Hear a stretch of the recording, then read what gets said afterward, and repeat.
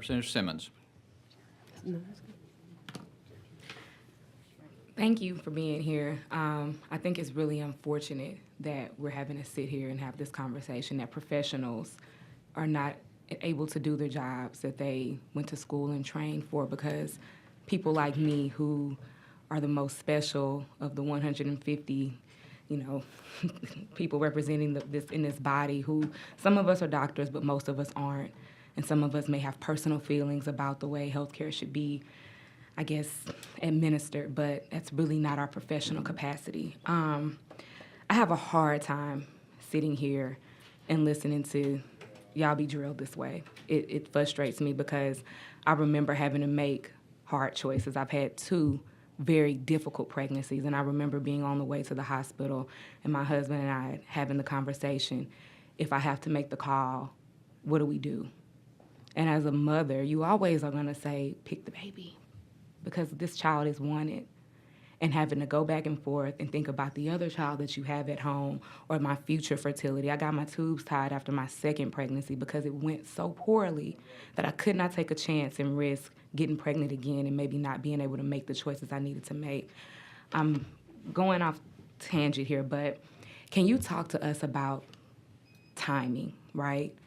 How quickly these doctors have to make those decisions when a patient comes in with sepsis, or they come in and they're bleeding out.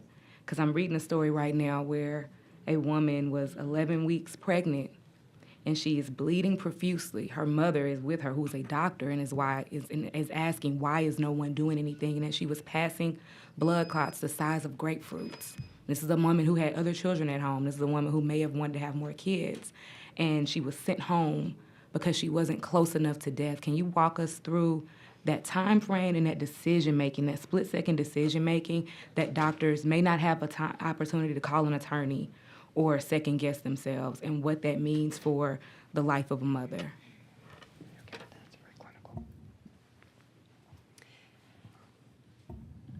Let me start with, you started talking about the sepsis first.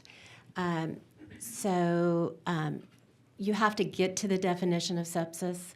If a mother walks in with preterm rupture of the membranes and does not have a fever, can we just watch her at that point? Certainly we can. How long we can watch her then is determined by other things that may start to happen. The cascade can happen slowly. The cascade can happen quickly. An elevated white blood cell count, fever, an elevated lactic acid. You start getting then the diagnosis of sepsis.